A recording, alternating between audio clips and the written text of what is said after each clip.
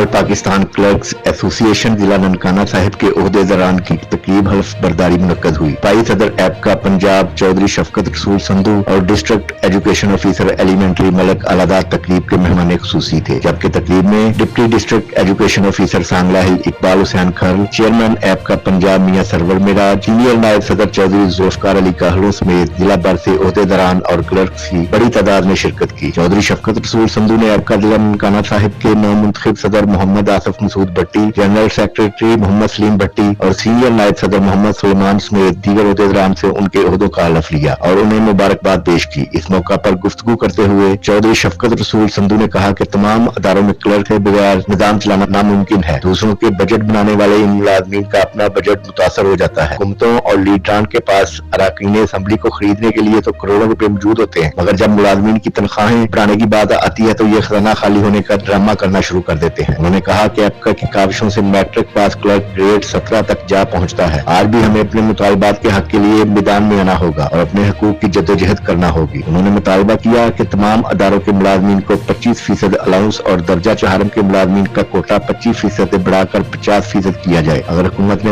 हमारे मुतालबात ना माने तो फिर ईद के बाद लाहौर की सड़कों पर दमादम मस्त कलंदर होगा। District education officer Malik Allahabad ने कहा कि अपने हकूक की जद्दोजहद में मुश्किलात और जेलों का सामना करना पड़ता है, तभी जाकर कामयाबी हासिल होती है। हमारी जिम्मेदारी है कि अपने हकूक के हसूल के लिए मुतहिद होकर जद्दोजहद की जाए।